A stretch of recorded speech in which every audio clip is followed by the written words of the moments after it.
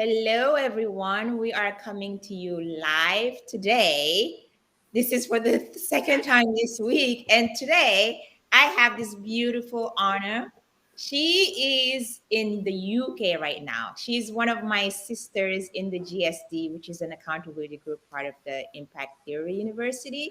I've known her for about a year now, and she's awesome. She's beautiful. She has a lot to share and lots of insights for pretty much any woman, strong, beautiful woman who's out there in her career, in her stepping in her own worth and power, and also navigating the dating life. So she has lots of insights, and I'm so happy to have her here with me today. So without further ado, I welcome you to the GGF podcast, Honor. Oh, thank you, Aram. This is such a pleasure. I was saying to Aram, this is um, this is my first interview on any social media, so it's inclusive to you. I am super happy about that and shocked, frankly. She's saying this is the first time. I'm like, how is that even possible? But welcome. I'm super excited and feeling very special that this is your first time doing an interview. And it happens to be the Get Free and Fulfilled podcast. So I'm very honored by that. I wanted to just get started with a little bit of your background. What's your cultural background and where you grew up and where you're from? So I am from Poland. I moved to UK, well, probably 16 years ago now, so quite a long time. Probably not there yet, but I'm probably getting close to living half of my life in the UK, definitely all my adult life. So I grew up in Poland, still communist country at that point, which probably shaped me a little bit, and the way how I see the world. And I basically I studied in Poland, finished my university, and 2 weeks after graduation, I packed my bag. I took all of my savings from my student loan, which at that point was £200, which is like, I don't know, $160. And I decided I'm moving to UK.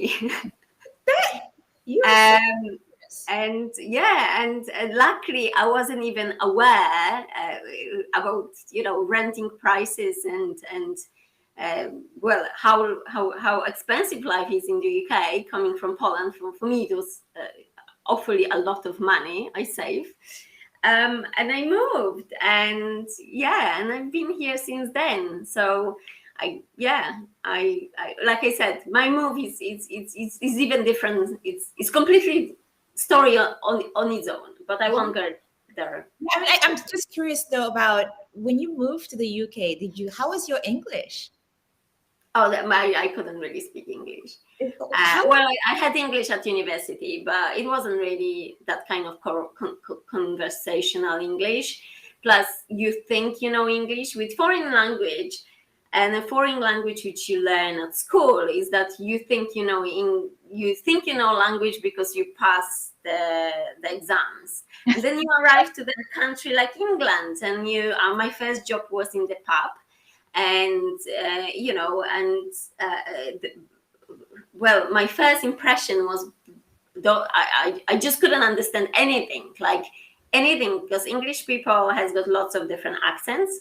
So if I had a person from Scotland asking me for beer, I just didn't really have a clue. Luckily, I had this old couple sitting there drinking every night, and they were helping me. They were always like pointing which beer they asked for. I was like, Ah, that's so sweet. so So, yeah. wow, I mean, that's pretty amazing. I think it's when you're coming, because I felt that too, coming here to the US from Senegal, I did not know the language very well. I learned the basic stuff, but coming here was like, it was such a cultural shock that you really had to you had to adjust. So I can relate to that. And it shows also a lot of your strength coming to a country where you knew nothing and you go from not knowing any English or knowing what to do. And now you are an accomplished environmental strategist. Can you show us a little bit of that journey to get to that point? Yeah, sure. So yeah, my first job, as I said, was in the pub. I was thrilled because I remember I came with £200 in my pocket, and they offered me £150 a day, a week, and accommodation. And I was thinking, oh my God, for me, that was like a dream come true, because within a week, I almost doubled my student savings, which obviously is not that much money. And when I think about it, I'm thinking, good. I didn't have this, I didn't really comprehend, and good, my parents didn't really comprehend that I am going to move, being 21 or 22, with basically $160 in my pocket, completely different country. And this is how I was like, everything will be fine, basically. So I worked there for a year, and then I thought, okay, maybe it's time to do something slightly different. So I got myself, I started with lessons, and obviously I that was good. That was good environment to learn English, actually, because you had always some people try to have small conversations with you. I absolutely mastered conversation about weather, because English people love talking about weather. So I mastered that. So I almost fooled them that I speak good English, because when we talk about weather, I was like, yeah, weather I nailed. Yeah, the talks about weather. Far-fetched. This one. Then and then there was obviously topics like, do you want to go home, and why did you come here? I nailed those answers. Yeah, but then I thought, okay, I need to progress with this English. Yes, I cannot all my life talk about weather, and do I want to go back home? So I went to school. I started to learn English, and then I got myself more like an office job when I work in it was like a more administrator job in like a business center. And I stayed there for a few years, but at the same time, I started doing like a open university, which is like online courses on environment science, because that was something which I studied in Poland. And I thought, okay, not 4 years of university shouldn't go to waste. So I started doing that. And my first job, so I had this very big problem there, because obviously I had a degree, which was from Poland. I tried to learn English and technical vocabulary doing those courses, but I didn't have any experience. So my problem to crack at that point was how to put my feet in this whole industry. And one of the companies in this business center, this building, was an environmental company, and they were doing contaminated land. I had pretty slim interest in contaminated land, but I thought, okay, this is only one people which I know. So I basically went there and I asked them, can I work for them for free? So I was taking day off in my normal job, and I was going there to do work for them for nothing, because they were small. That's how you got your foot in the door, basically. Yeah, I just basically said, that would work for anybody who wants to do something new that if they've never done. Would you like kind of give them? Yeah, I think, like I said, so obviously people always think a little bit like I don't have time, and I was thinking, okay, I don't have time either. I work 5 days a week, but only one time which I have is my holidays, and I normally people cancel those. Yeah, but people cancel weekends, Saturday and Sundays, and holidays. Like, oh yeah, that's the days which I am entitled to. But I was thinking, okay, this is only one thing what I have. I don't have 5, other days in the week, but I've got holidays. And normally, I would go on holiday, go and see my family. But I was thinking, how about this 1 year? I will sacrifice these days, and I will go only for 2 weeks on holiday, so a week on holiday, and I will use these days to go once a week to this company, just because I need some experience. I need to put something on my CV. And they, and they said yes, and I didn't ask for money, because I treat that as an investment. That was investment of my time and investment in my future. Yes. And people, and they took me, and because I work hard, and I came back every single week, they started paying me like for the day of work, because no one really wants to use you. So it's fair, and and everything sort of spin from there, because Then I actually apply for part-time positions somewhere. And as well, again, people limit themselves when they want to do something, that it has to be ideal, has to be Mhm. close to home, it has to be, I don't know, in the area that I want. But for me, I was applying for those jobs and thinking, okay, there is a position which gives me 3 days a week. I need Mhm. to work 5 to, earn money. But I'm Mhm. thinking, I'm taking this 3 days a week, even if this other 2 days I'm working in the pub. I need this 3 days a week because this is my door to Yeah. this industry. And So I took it. I took this 3 days, and definitely my the experience which I gained with this company helped me, because it's very small industry. So the people at my interview, they actually knew this company, which is just coincidence, but that's how things happened. So I got myself this job in like a local council, for like a local authority, 3 days a week. And then 2 days a week I was doing something else, until I actually asked in other local authority. I did the same. I basically, I know this pattern. it's If a great I lesson for people. It's a great lesson. Like you're asking and you putting yourself in the situation. It's not by accident. You yeah, wanted enough and you went for it. it's just being a little bit in control. And I think at that point I had those 3 days, but I was also like very lost. I was like, oh my god, there's no one tell me what I'm supposed to actually do in here. So again, instead of just crying, I basically I emailed the company which I used to work for, the one who gave me 1 day, and I say, like, listen, do you know anyone anywhere else who can help me, because I don't know what I'm supposed to do in here, and they don't have any support. And they Mm. told me, yeah, we know someone in other local authority, we can get you in touch. So I decide, okay, I've got 3 days a week, I'm not starving, I'll get enough money to pay for myself.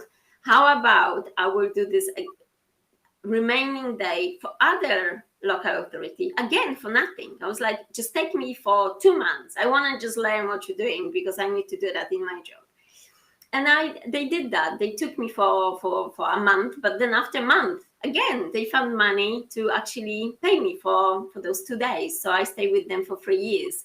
So I fill up my week basically between my job, 3 days a week, Mm. where I was the officer, and then I work in some other local authority where I was like supporting someone who, I could shadow, and I can basically do both. I So love that. that's where I basically, how I get myself into this whole industry, from basically not knowing English, having degree with different country, and it's very technical industry as well. So yeah, just basically asking people, giving away my time, just in exchange of not being paid, but exchange for knowledge. I mean, like to wrap it up right there in a bow. That's a great insight for a lot of people who want to change careers or do something new, don't know where to start. Like Honor is just saying, give your time out and get in there. Start small. Start at the bottom because things tend to work out when you put the time and the effort into it. Yes, Yeah. definitely. That's awesome. So I love asking this question to anybody who comes to the Get Free and Fulfilled podcast. And it is, what when you hear about get free and fulfilled, what does it mean to you? Get free and fulfilled. I actually thought, when I am feeling free and fulfilled, and there is straight away I had this like a flashbacks, and I think it is actually when I'm running. It's Oh, when I'm running. It's like it's yeah, it's not like any particular run, but there was definitely a few times I was in this moment when you run and you working hard, your heart is pumping. And I love morning, so I love when the sun is rising. And then, I don't know, if you climb big hill, the ideal setting is go for run in the morning, climb big hill, get tired, and when you get to the top, you've got sun rising, and it's absolutely beautiful, and birds and woods as well. That's my place. I know a few times in my life I stood there on my own thinking, oh my god, this is what I love. This is this moment. This is this. Yeah, so it's nothing even related to, particular achievements or anything. It's just your own head being in this one space. I love that. And that actually segues perfectly into how much of an athlete you are and all of these amazing things that you've accomplished. I want to know when you are in those places and you're doing it, or more like, what is the reason behind that? What pushes you and makes you want to just try so many things, be so athletic, and what do you get out of that? Well, I get quite a lot, but I think it's a lot of that is driven by some sort of challenge. I like challenge, but it's the challenge is it's against myself almost. So um, running is not something that I like 5 years ago. If you asked me this question 5 years ago, I would say it's stupid. I hate running. Um, but then I think I probably was surrounded by people doing that kind of activities, and I thought, okay, it would be nice to actually do something. So I started doing slowly, going for small runs, then increasing, going for slightly longer runs. Well, I suppose I that sort of comes hand in hand with my swimming, which I similar to English. I couldn't really swim. I swam as a swan, as I always say. I had my head up, very gracefully, was cruising in the water, and I was thinking, okay, it's water scares me. The same like running. I didn't like running. I didn't like swimming, and I thinking, okay, it's a time to do something about it. So I signed in for a triathlon.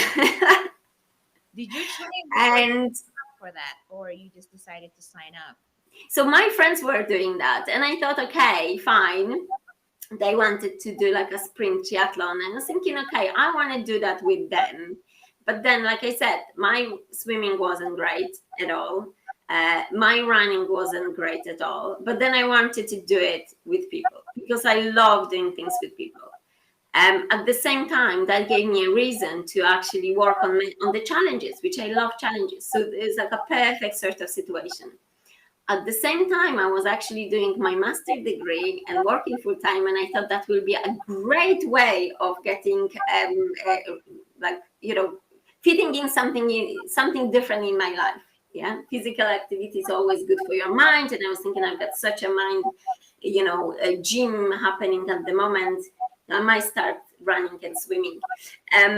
And yeah, again, so running is slightly easier to start because obviously you have to just sort of go for runs and be consistent with this. Swimming was more challenging because I actually had to take lessons, and it's a little bit, when you're 30 and you go to the swimming pool and you basically swim with the float and you choke and you basically yeah, stuck on the slow lane and people clap when you finish a lane. It's a little bit maybe not what 30 years old women would like to do in the mornings, but I stick to it. And yeah, and now I do run most of the mornings. If I don't run, I probably swim. And I like it. I like it quite a lot. I think it's become a part of my identity, part of what I do, what I like to do. Where do you think that drive came from? Not liking it, but still find a way to do it. Because a lot of times, what stops us is we don't like it. It's like, yeah, I want to exercise, but I don't like it. Where do you get that drive from to do the things that you don't like to do? Because a lot of times, what we don't like to do is usually the road to success. So, what would you tell somebody who's saying, "I know I have to do this, but I don't like it, so I'm not going to do it"? What would you tell them? Well, I will tell them, yeah, I will tell them it's a good question because I'm thinking, where do I have that from? I almost got this list. I think, like you said, like I like that kind of feeling.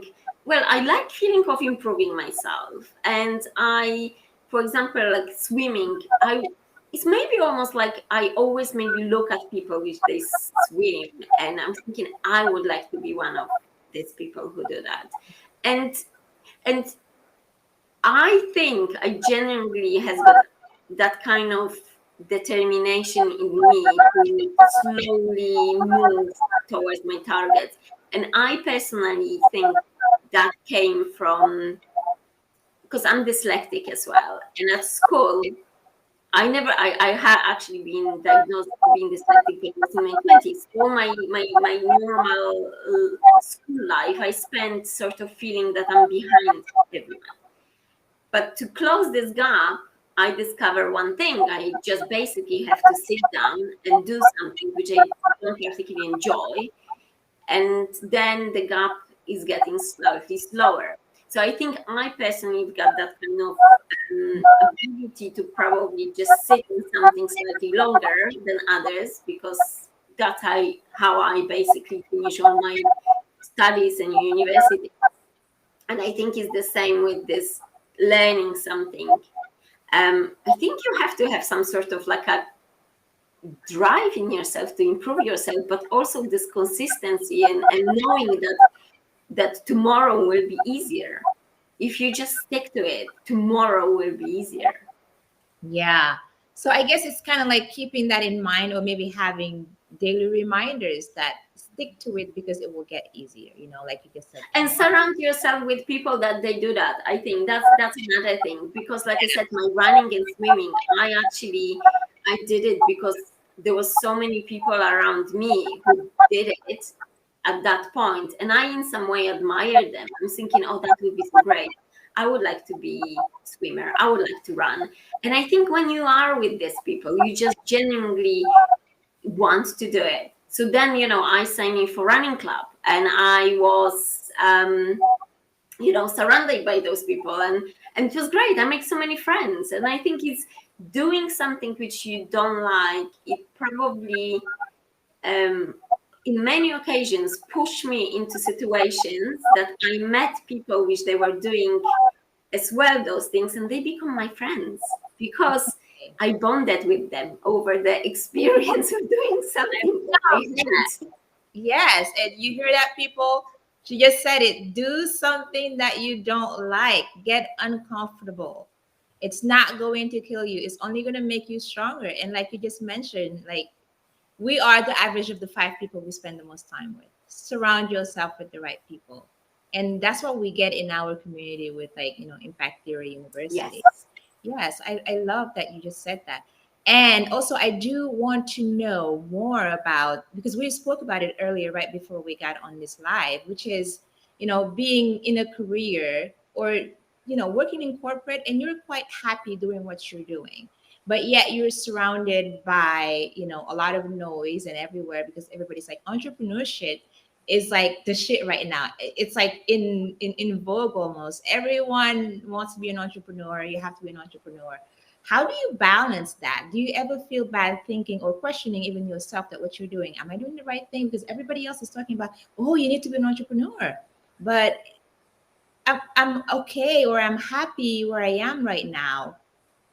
So how do you balance those maybe thoughts or urges to That change? is, yeah, that's a question which like you said, like, I think we are in this sort of times where, to be considered successful, you have to be entrepreneur, or have got startup, or has got blog, or has got some, I don't know, podcast, or sell something on the internet, or invest money somewhere on some Bitcoin or something. I don't know, just talking loudly.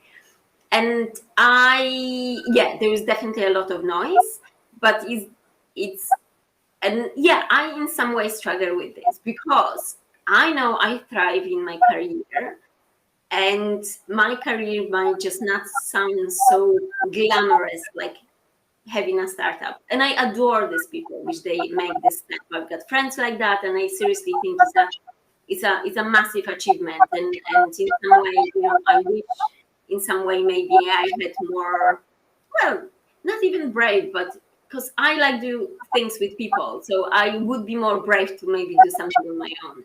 I do work under the umbrella of the big organization, of the big company, which comes obviously with pluses and minuses. But I do struggle sometimes with this, that kind of perception of being successful in today's world. That's why maybe sometimes I don't talk much about my performance and what I do and what I achieve, because I'm thinking, okay, there is obviously certain attention these days on everything surrounding, yeah, having your own business. Yeah.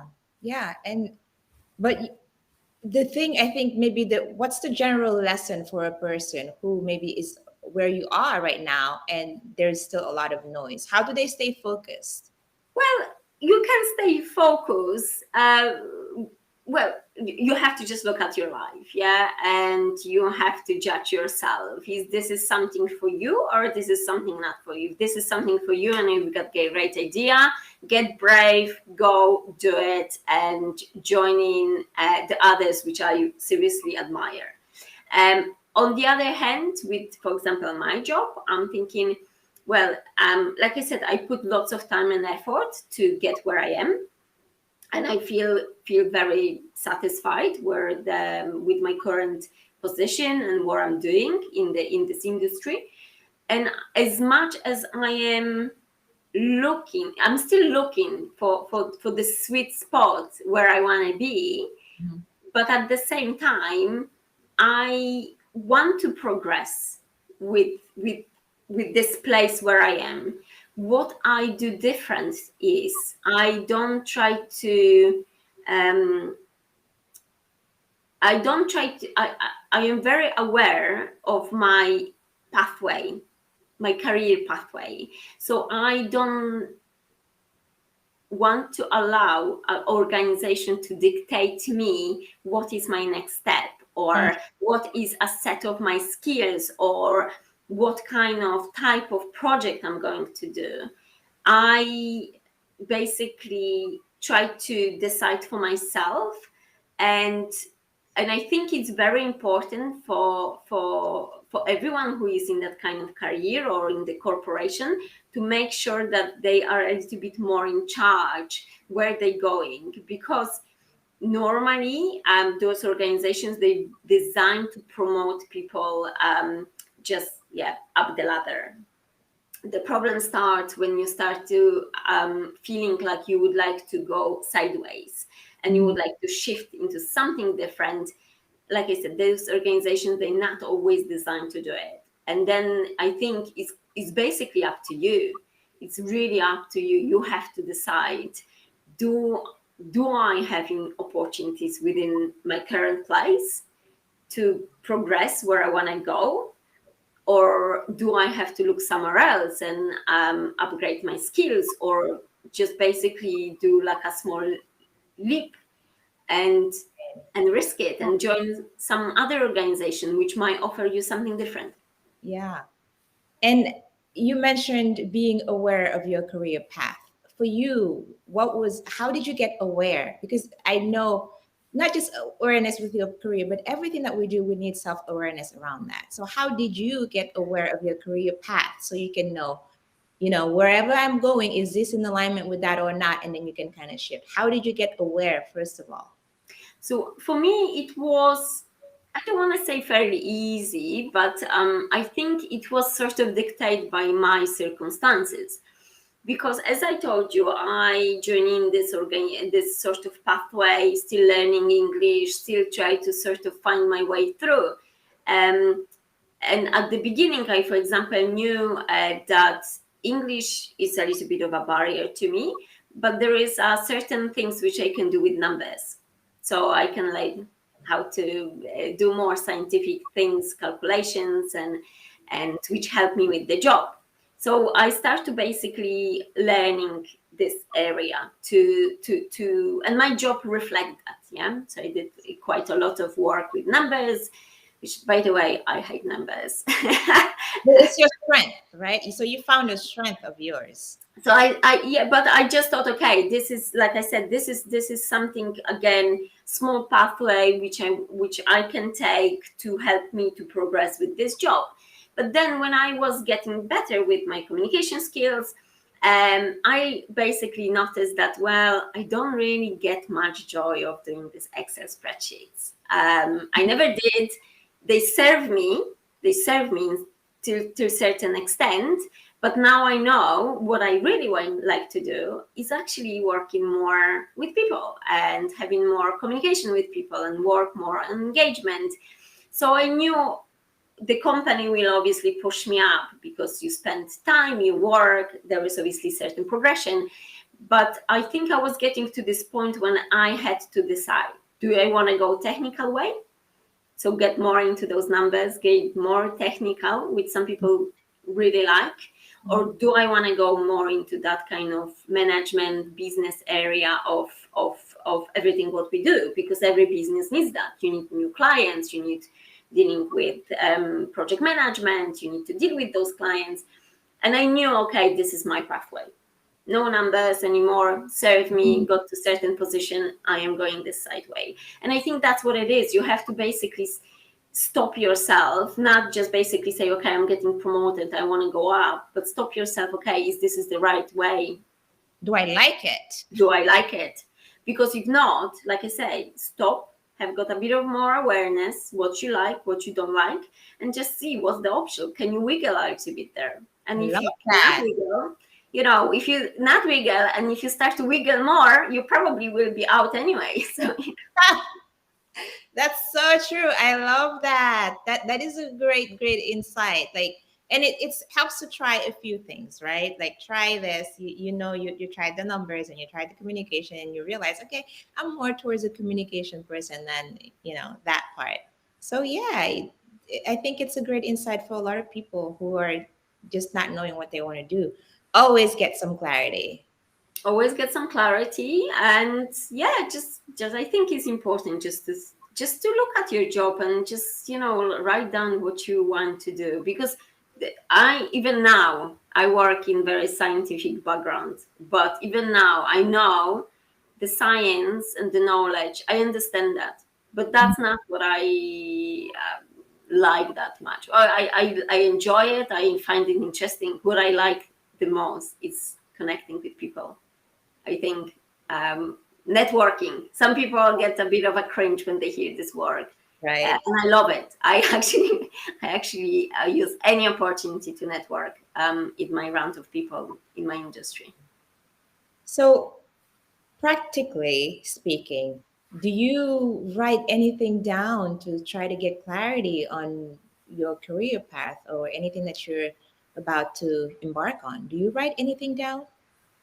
Yeah, I write a lot, and I used to. Well, I do it constantly, but I think at the beginning, my writing was more related into writing about things which I don't like, which they frustrate me, which is also great That's sign, good. obviously.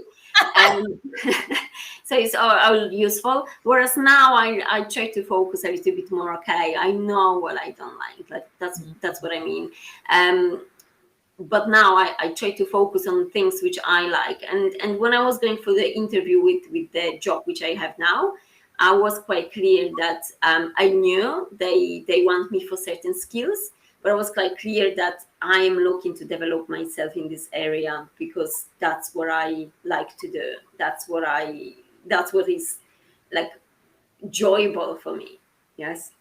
And And luckily, I find the organization which allows me to do, which they don't push me into the, utilization of the skills which I learned, I don't know, 6 years ago or 10 years ago. They actually like the fact that I can network, I can speak to people, because at the end of the day, they have quite a lot of technical people in, which they don't really wish to speak to anyone. So Mhm. I become that kind of I think I probably connect people. I connect those technical people, which they like to do calculations and they don't really want to explain that, or they don't have maybe ability to explain that well with the clients, which they want to understand what we're actually doing. So I actually want you to talk about that a little bit. You just mentioned the word connect. And I believe that you are very good at building relationships, especially career relationships, even friendships, because you we've spoken about this before and I've heard you talk about it really that you know how to build those relationships, especially at work. Can you sort of tell a person who wants to do that how to get going on that? Yeah, I like building relationships. So I think over years I learned how to use any opportunity to build relationship and build network of people. And example from my work, I joined in company 3 months ago, fairly new, working online, not meeting people. My company recently introduced that kind of lunchtime sort of learning. So there are people which they fairly high up with my company, and they talk about their career progress. And I was at this presentation online, and I listened to this guy who I never met, who's one of my directors. And then I asked him some question at the end, but then I thought, hey, I'm going to email him. And that's what I did. I was like, hey, John, great presentation. You mentioned a few times about how mentoring was really helpful to you. What's your advice on finding mentor? And he replied to me, and within 3 emails, exchange of emails, he arranged for me to have a mentor at my work. Wow. And I'm thinking, that's how you do it. Don't be Mm. shy. I emailed him not like, oh, I work in this thing. I was like, hey, like I knew him forever. And I use that. I use that all the time. I use that at jobs interviews. When I had job interview with someone and I wasn't even successful, I would be like, "Hey, great to meet you. Well, I wasn't successful this time, but let's stay connected. Good luck with your projects." And people connect, and that's people remember you for just coming to them and saying something about what they did. And I do that at events as well, like you said, online events, or if someone has got some online event, I will just email them I will find them on LinkedIn and say, I listened to your presentation today. I really like this and this, and I don't want anything from them. Like, I don't want, maybe piece of advice on something. Yes, but I almost feel that this is the part of the networking. Don't leave networking for the time when you've got something to deal with. Just Mm. work whenever you can, every day. Okay, that's a great lesson. I mean, I like that. I mean, that's actually very useful. And so when you're connecting with them, you're not necessarily asking for anything right then and there. No, no, no. I noticed as well, for example, on LinkedIn, one of the directors from a previous company who I met once, like once. I wouldn't recognize him on the street, but he's changed a job. And I emailed him as well. Hey, and I always email those people like we know each other forever. Like, I'm like, Hey, old friend. right. I was like, hey, so you got yourself a new job. Sounds like a great challenge. Good luck. And I said, I will talk to them like about me. I was like, yeah, I left and I joined this company, and I list couple of maybe potential. Very gently, I said like, oh, my company has got team like that, which is quite exciting.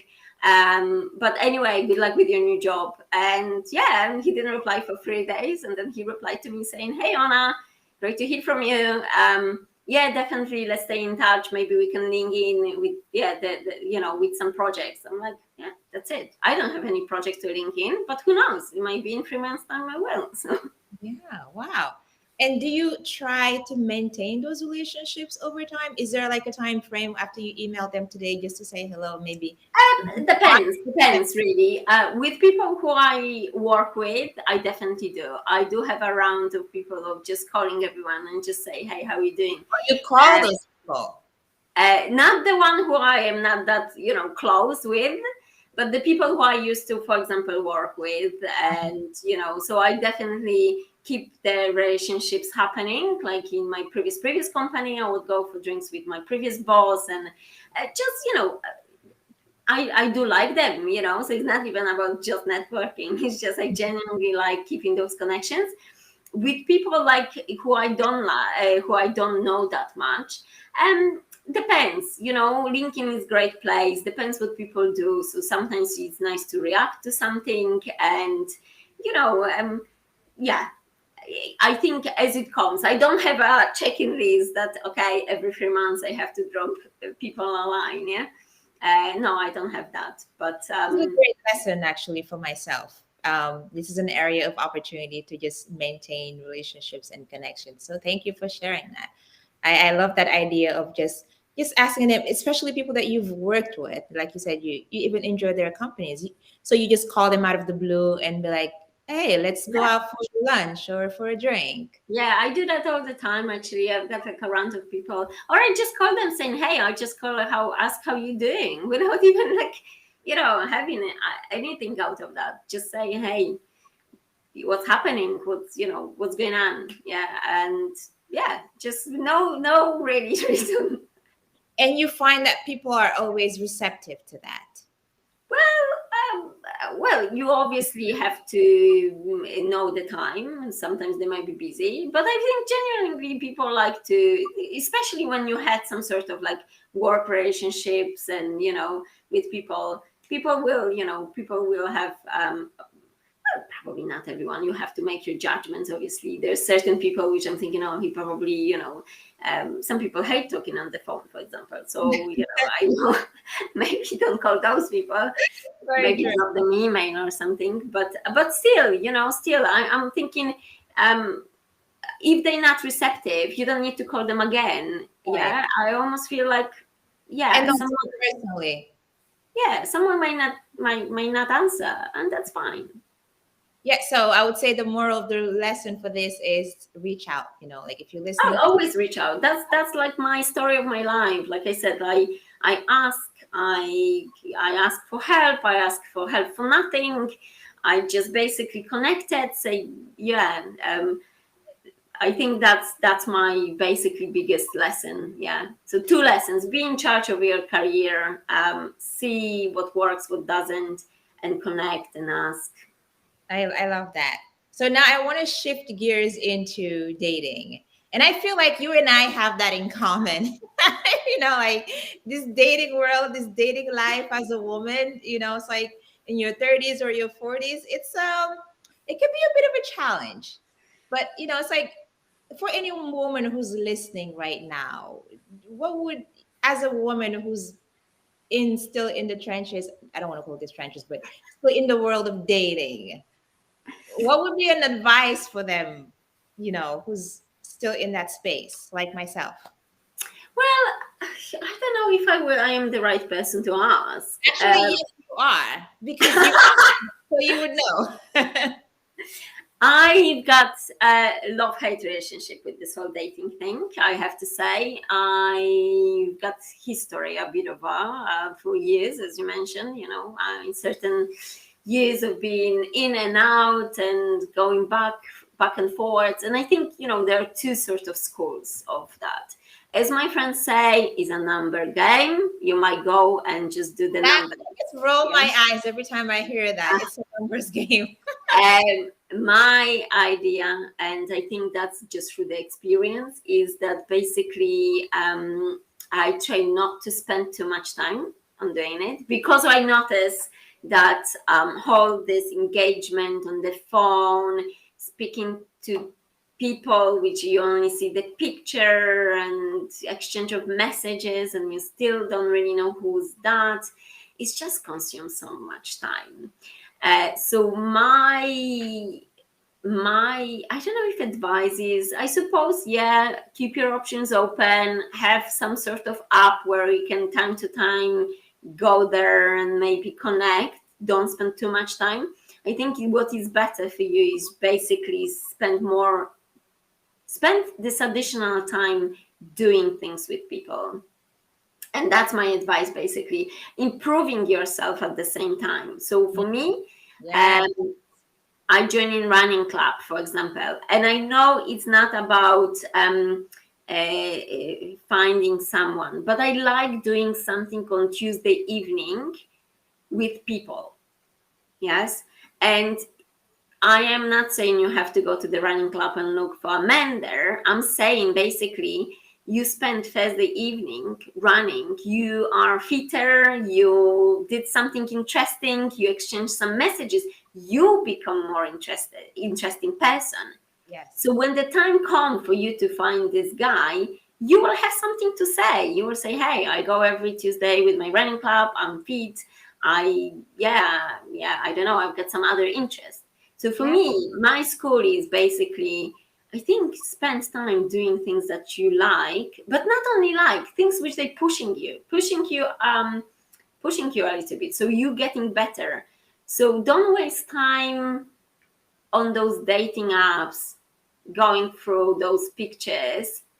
Spend time on improving yourself. So when this man of your life will come across you, you are so awesome that you cannot be ignored, basically. I love it. I love it. And I totally agree. That's what it's about, like improving ourselves. I personally, I know that I've spent a lot of time looking out there. It's like it's always out there, it's out there. Forgetting that the work to attract the person that I want is to work on me. It's like Yeah. we always have to bring the focus back on us. And that's what you're saying. What I'm understanding from what you're saying is that essentially focus on yourself and live your life. Like live a full life in the meantime. Yeah, absolutely. And I actually dealt in the same way with the breakups. When I was really upset about someone, I was thinking, okay, but what is this person that I really like miss? What is in this person that I admire? And I was thinking, okay, if I cannot be with this person, I will become this person. Yeah. Mhm. I Yeah. will become this person, and I make a list of those things. Like, okay, I would like to, I don't know, read more because this person was so eloquent, and so I was thinking, okay, I will be now this Yeah. person. Yeah, I think it's a great question to ask because make your list. For me, that's how I think of it. Like I make my list of the qualities that I want in a man, and then Mm. ask myself, am I that person? All these qualities that I'm listing, do I also display those qualities? If I Yes, do, freaking awesome. If I don't, then yeah, that's an area of opportunity for me to work on because we have to be that person that we want to attract first. absolutely, absolutely. And then, like you said, make your list, start doing it, and you probably start to hanging around with in places where those men hanging around. Yes, because Yeah, you're working on the same skills. yeah, So. yeah. And I want you to tell that story. I don't want to put you on the spot, but I feel like you are an undercover comic. You, you did that. You were, I think it was on what was it again? It was Toastmasters. Oh, Yeah, it was Toastmasters. Like, can you tell that story again of like dating life? And I think it was so well said. well, yes. So I was basically saying a story of how came. Well, I asked myself a question: is internet dating really the most effective way of meeting people? Because I noticed that I spent, hours of obviously creating my profile, going through those phases on this up, and then having conversations, and having more conversations, and it's just all becoming overwhelming, yeah, because you've got this people to reply, and you have to keep searching, and it's just like, it's a madness, absolutely madness. People And then find I thought well, is it that's what it is. And I went, finally I arranged this date with this guy. I went there, and, within 30 seconds, I knew if it's yes or no. Yes. And I always say, for me, there are two crucial moments. First of all, when I see him, and secondly, when he opened his mouth.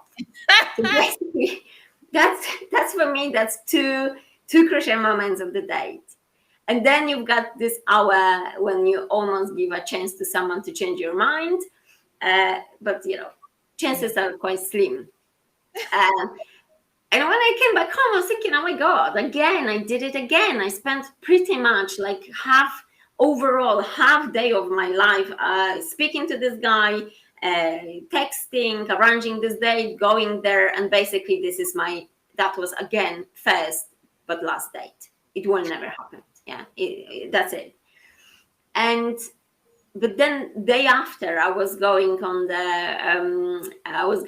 bike ride with the cycling group, and that's some new group which I joined in, and it was hard. Like I'm fairly fit, but I am probably not as fit cyclist as they are, but I really enjoy it. It was it was quite rainy and it was quite windy, but like I said, I got this joy of doing something hard with people. And Hmm. I was saying nothing bonds you as much as pain. So doing something hard That's with a true. group of Well, people, you feel boys, connected.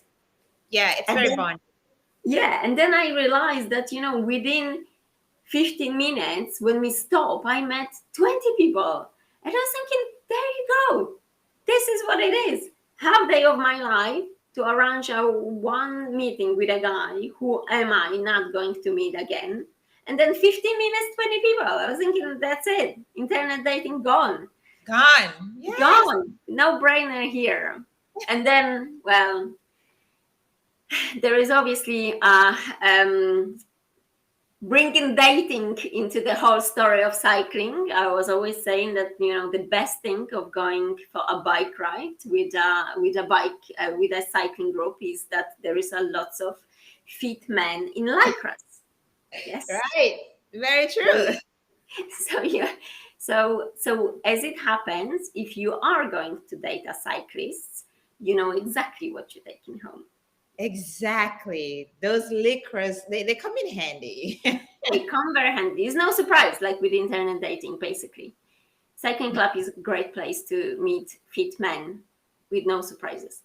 Exactly. They present themselves, at least physically, exactly as they are. You can't fake that. Totally, Yeah. totally. I Nothing love to it. that. Yeah. So now, what is it like for you? What are you still dating, or are you taking a break, or you living your life? I think I'm living my life. To be honest, I don't have even time. I've got always this. I don't know. I've got always this ability of to filling up my days with lots of different activities. So I just simply don't have time. But I would have time for the right person. I just don't have time to go through this whole process. Get it? So Yeah.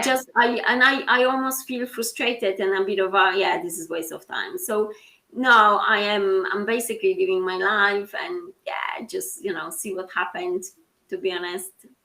I hear you. Like what I find a little bit confusing or a bit of an issue for me personally is that yeah, I am living my life, but is it also saying that I'm living my life? Could it be almost like a denial of what I truly want? You know what I mean? Yes, it is a little bit like, yeah, 'cause especially like we are in certain age as well. But that's what I mean. And I know sometimes people say, oh, you have to give yourself chance uh, for something. But I don't know if I've got answer to this one because, like I said, sitting at home in front of the small screen or going for random dates with random people is not exactly answer to me. I know people did it, and I've got friends which they very happy, and I did it. I had some boyfriends, which I met on the app, which obviously work. It's just I think it all depends what you've got here at that time, how you feel about it, and where your mental space is. Absolutely. Mm, I think a little bit like that. And then, but then I don't know, maybe you have to just be out there and things will happen for you. Yeah, I mean, like it goes back to this saying that it's a numbers game. That could be true, but for me personally, I'm at a place where yes, it could be a numbers game, fine. But for me, the numbers game is not online. But again, it's just me. It could be different for anybody anywhere. Mm, If it's your thing to go online and date online, fine, do whatever works for you. I've done it before, but like for me personally, right now, I'm not so much into online dating. I'm into like going out, meeting people, and having experiences. If it turns into something amazing, great. But I really try to not put any pressure on it. yeah, and I think that's what it is. I think that's what the moral really of this cycling story was, that I just enjoy my Sunday of doing something with group of people, and that was men and women there. And I just really like just being surrounded by people and doing something together, without even that kind of, oh, am I going to meet someone, or is it? No, just go and do something which you really enjoy, and enjoy this company exchange of ideas, just conversations. I think that's what it is. That's what it is. And then, you know, it happens to me as well when I was going to work, actually chatting to some guys on the underground. Like, he actually wore lycras because he was running. Oh, yeah. Hope he was well endowed. But you know, I genuinely just moving into the area, and I went to this guy, say, hey, I can see you running. I'm running as well. Are there any running clubs in here or some routes and something? And it happens. This guy has got, like, you know, wife and kids, but we've become friends. Like, you know, we always see each other at the station. We had like small chat about something. And I'm thinking, that's what you have to do. Like, just go and speak to people about something. Don't ask them, oh, are you great, I want to go out with you. No, just start conversation. Ask them about anything. That is a great advice. And it's about staying open. Just go Yes. there and have a conversation. I'm even going to take that advice because I don't always go out and reach out to people like that, just random people and just have a conversation. I think it's a great advice. Yeah. Like, Yeah, I have to say that I met so many people this way, just basically just going to people and just asking them, saying hello. So when I moved into this area, because I moved from different parts of London, I, like I said, I genuinely left area where I had running club and lots of friends into a place where I don't, and it's not as sort of active with that kind of activity. So I was actively looking, and that's how I met my best friend, running friend. Is a girl, and basically I did the same. One day I left this. I was coming back from work, and I saw outside the station two people in running gear stretching, and I basically went there and I said, "Girl and a guy," and I went there saying, "Hey, you look like you're running. I just moved in here. I'm looking for running clubs. Is there anything around here?" And this girl called Steph, she was like, "Oh, I just moved in here as well. I go, you know, they didn't know each other that well, but basically, long story short, I become a good friends with her because I basically went to her and asked, "Can I run with you?" Because I'm new to this area and I'm looking to for some company. And we've been such a good friends now for 2 years. We go for runs together. So if I didn't go to her and just ask, yeah, "Can you be my friend and run with me?" I would never meet her probably. yeah, well, then it goes back to again reaching out and asking.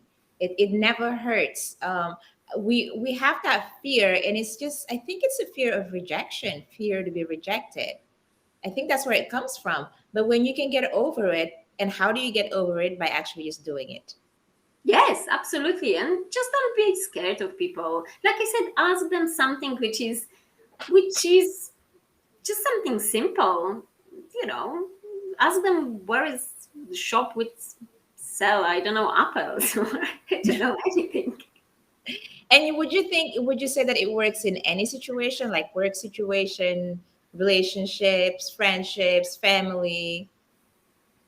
Yeah, I think it does for me as well. Obviously, you do have to have a bit of a feel of people. Some people, they don't like small conversations. Some people, they might, you have to read people. Like, you can tell by if someone is responding to small question, go and carry on with the conversation. If someone is doesn't responsive, and there are people like that, it doesn't really matter. Just give them space. Yeah, I think it's judge. It works in any situation, but you have to judge on one-to-one basis. Yeah, I agree. And we all have that in us to be able to sense people. We have that in us. We have that intuition where we can kind of feel into people, their mood and how they're feeling. And then you go by that and just do formulate your asking or your question or the way you're reaching out in that moment, however that whatever that energy feels like in that moment. And I believe that. And Yeah. you are an expert at it. I feel like you do it beautifully. So thank you so much for sharing that. And I want you to just, if you have, what would you tell a woman who's like you moved to a new place and was able to put her mark and build a life, build, like have a community around her, have a great career. What would you tell that person who's just starting out in a new place? So that's a good question, but from that kind of perspective, that I actually think I living in big place, big city like London, for example, you constantly have to do that. There's no rest from this, and I learned that so every few years I change a round of friends. Mm, Not because we argue or we don't speak to each other. People just simply move because people, I don't know, looking to buy, and in the place where you live is maybe too more expensive, or people go back to family areas, and so people move. And as well as when you are someone who, like me, I don't have family in here, you move as well. So I went through this exercise actually so many times now in life, and I probably will go again, or I am still going again, moving to this new area now. So I think it does come to those few points which I already basically discussed. If you're in a new area, seriously try to get involved in some sort of group or community, or at least appear in the same place at the same time to meet people which they there as well. So for example, I had this story when I was walking every morning or to work, um, and I walk, and there was this older guy there, working in some building, and like he was doing building some sort of like maintenance.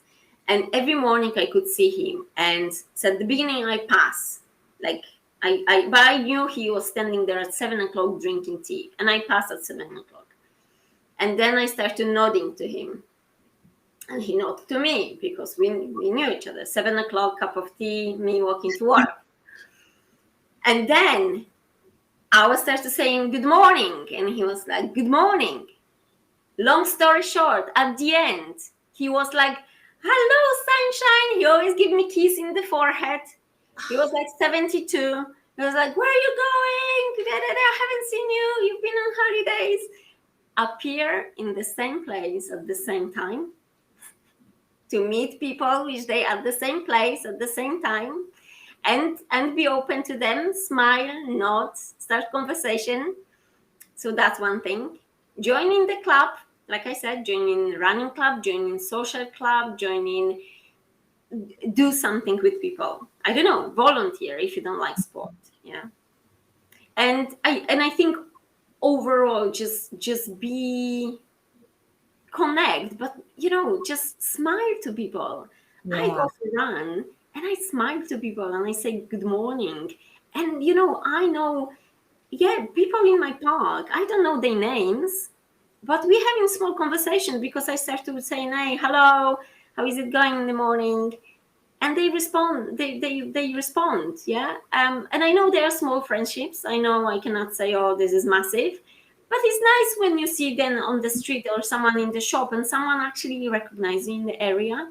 So Mm. you start to feeling a little bit like, okay, I am not that new. There are people here in the shop when I'm buying bread. They know who I am, having small chat with me. You start to be, building your own small home. Yeah, I love that. And truly, the thing is, that's available no matter where you are. No matter where you are, you will see people everywhere. What happens is that we maybe sometimes we haven't opened our mindsets enough to welcome it, but it's all around us. Connection is everywhere. You Everywhere. just have to look with the mindset and the eyes of, yes, this is a human being. It's a connection. It doesn't necessarily have to end into like besties, but there's still energy there. There's still a human being on the other end that you can connect with. Yeah, and I think that's what it is. It's like when you walk in, don't put your eyes down on the Yeah, street. I've been Like, guilty of that. yeah, don't treat the crowd as a crowd that you just want to pass. Mm. Stop at faces. That's what it is. Stop looking at people's faces and just put small smile. And on Saturday, it was a lovely day. So I decided to walk through London, like, just have a long walk in my running gear because I met a friend. And I walk and I genuinely smile to people which I don't know. And so many people just gives you smile back because they just like, they just connecting with you. They pass, I don't know. I would never see them again and so on. But for this 1 second, you had this experience with a person, old person, girl, woman, whatever, baby. It's great. I love it. Yeah, I mean, I think it's perfect, and I feel like if we had to sum up this interview, this chat, it would be just to connect. You have to reach out, make eye contact, smile. Like it's really that simple. It's we make it more complicated than it is, and thank you for reminding us of that. Just My pleasure. yeah, thank you so much. And before we end this, I want to just for you to let us know where we can find you, how we can connect with you. Well, you can connect with me on Facebook, although my name is Honolulu Puciato on Facebook. In my normal life, my name is Ona Puciato. You can connect to me. Probably in LinkedIn is probably the best way. I do have actually Instagram account, but I don't use it. Mm. So if I start to use it, I will put some detail down there, but nothing's happening there. It's probably LinkedIn and Facebook. It's the best ways. And if you've got some questions about, well, job career related and shifting, connecting with people, yeah, let me know. Yes, she's amazing at that. Thank you, Queen Honor My Puciato, pleasure. for being here. I love you. And this will be coming out on Spotify in probably 2 weeks or so, and I will let you know. And thank you so much for being here. And peace out, everybody. Love you all. Take Bye. care. Bye bye. Bye for now.